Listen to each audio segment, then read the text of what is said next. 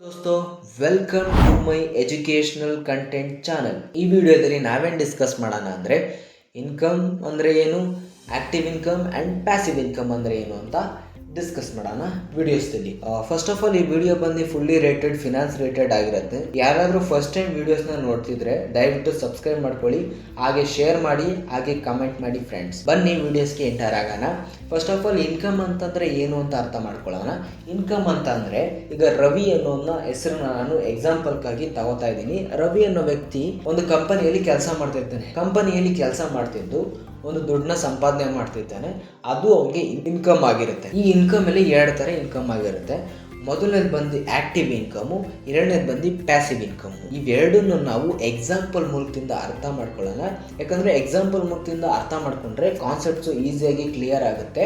Concepts clear ಆದರೆ ನಮ್ಮ ಒಂದು ಲೈಫಲ್ಲಿ ಆ ಕಾನ್ಸೆಪ್ಟ್ಸ್ನ ನಾವು ಇಂಪ್ಲಿಮೆಂಟ್ ಮಾಡಬಹುದು. ಬನ್ನಿ ಆಕ್ಟಿವ್ ಇನ್ಕಮ್ ಅಂತಂದ್ರೆ ಏನು ಅಂತ ಅರ್ಥ ಮಾಡ್ಕೊಳ್ಳೋಣ.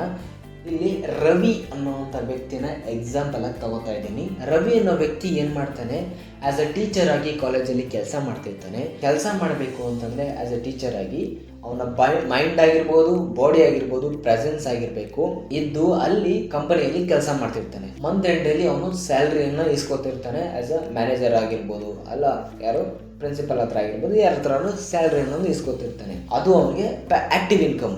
ಪ್ಯಾಸಿವ್ ಇನ್ಕಮ್ ಅಲ್ಲ, ಆಕ್ಟಿವ್ ಇನ್ಕಮ್. ಅಕಸ್ಮಾತ್ ರವಿ ಏನಾದರೂ ಅವ್ನು ಕೆಲ್ಸಕ್ಕೆ ಹೋಗೋದನ್ನ ನಿಲ್ಲಿಸಿದ್ರೆ ಅವನಿಗೆ ಸಂಬಳ ಬರೋದು ನಿಂತೋಗುತ್ತೆ. ಅಂದರೆ ಅವನು ಆ್ಯಕ್ಟಿವ್ ಆಗಿ ಇನ್ವಾಲ್ವ್ ಆಗಿದ್ದರೆ ಅವನ ಕೆಲಸದಲ್ಲಿ ಮಾತ್ರ ಅವ್ನಿಗೆ ಸಂಬಳ ಬರುತ್ತೆ ಹೊರತು ಇಲ್ಲ ಅಂತಂದರೆ ಅವನಿಗೆ ಸಂಬಳ ಬರಲ್ಲ. ಆದರೆ ಪ್ಯಾಸಿವ್ ಇನ್ಕಮ್ ಆ ಥರ ಅಲ್ಲ. ಆ್ಯಕ್ಟಿವ್ ಆಗಿ ಇನ್ವಾಲ್ವ್ ಆಗಿಲ್ಲ ಅಂತಂದರೂ ಅವನಿಗೆ ಸಂಬಳ ಬರುತ್ತೆ. ಅದ್ರ ಬಗ್ಗೆ ಮುಂದೆ ಎಕ್ಸ್ಪ್ಲೇನ್ ಮಾಡ್ತೀನಿ ನೋಡಿ. ಇನ್ನು ಪ್ಯಾಸಿವ್ ಇನ್ಕಮ್ ಅಂತ ಬಂತಂದರೆ, ರವಿಗೆ 2 ಮನೆ ಇರುತ್ತೆ ಅಂದ್ಕೊಳ್ಳಿ. ಆ ಮನೆಗೆ ಒಂದು ಫ್ಯಾಮಿಲಿ ಬಂದು ಸೇರ್ಕೊಂಡಿರುತ್ತೆ.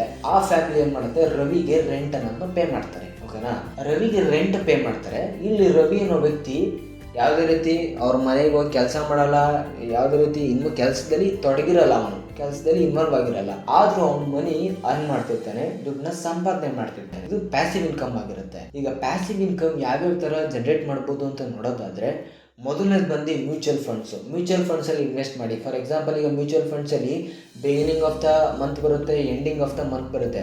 ಒಂದ್ಸಲಿ ಇನ್ವೆಸ್ಟ್ಮೆಂಟ್ ಮಾಡಿದ್ರೆ ಮುಗೀತು, ನಾವು ಯಾವಾಗ ಬೇಕಾದರೂ ವಿತ್ಡ್ರಾ ಮಾಡ್ಬೋದು. ಅದೇ ರೀತಿ ಮ್ಯೂಚುವಲ್ ಫಂಡ್ಸು. ನೆಕ್ಸ್ಟ್ ಒಂದು ಬಂದು ಯಾವುದಪ್ಪ ಅಂತಂದರೆ ಫಿಕ್ಸ್ಡ್ ಡೆಪಾಸಿಟ್ಸು. ಫಿಕ್ಸ್ಡ್ ಡೆಪಾಸಿಟ್ಸ್ ಅಂದರೆ ಒನ್ ಟೈಮ್ ಡೆಪಾಸಿಟ್ ಫಿಕ್ಸ್ಡ್ ಆಗಿ ಡೆಪಾಸಿಟ್ ಮಾಡಿದ್ರೆ ಅದು ಇಂಟ್ರೆಸ್ಟ್ ಆನ್ ಇಂಟ್ರೆಸ್ಟ್ ಬೆಳೀತಾ ಹೋಗಿ ಒಂದು ಅಮೌಂಟು ಫಾರ್ಮ್ ಆಗುತ್ತೆ. ಇದು ಪ್ಯಾಸಿವ್ ಇನ್ಕಮ್. ಅಂದರೆ ಯಾವುದೇ ರೀತಿ ಕೆಲಸ ಮಾಡ್ದೇನೆ ದುಡ್ಡನ್ನ ಸಂಪಾದನೆ ಮಾಡೋದನ್ನ ಪ್ಯಾಸಿವ್ ಇನ್ಕಮ್ ಅಂತ ಕರಿತೀವಿ. ಆ್ಯಕ್ಟಿವ್ ಇನ್ಕಮ್ ಅಂತಂದರೆ ಆ್ಯಕ್ಟಿವ್ ಆಗಿ ಒಂದು ಕೆಲಸದಲ್ಲಿ ಇದ್ದು ಕೆಲಸ ಮಾಡಬೇಕು, ಅದನ್ನ ನಾವು ಆ್ಯಕ್ಟಿವ್ ಇನ್ಕಮ್ ಅಂತ ಕರಿತೀವಿ. ಈ ಕಾನ್ಸೆಪ್ಟ್ಸು ನಿಮ್ಗೆ ಏನಾದರೂ ಅರ್ಥ ಆಗಿದ್ರೆ ದಯವಿಟ್ಟು ಸಬ್ಸ್ಕ್ರೈಬ್ ಮಾಡ್ಕೊಳ್ಳಿ, ಹಾಗೆ ಶೇರ್ ಮಾಡಿ. ಬೇರೆ ವಿಡಿಯೋದಲ್ಲಿ ಸಿಗುವ. Bye friends.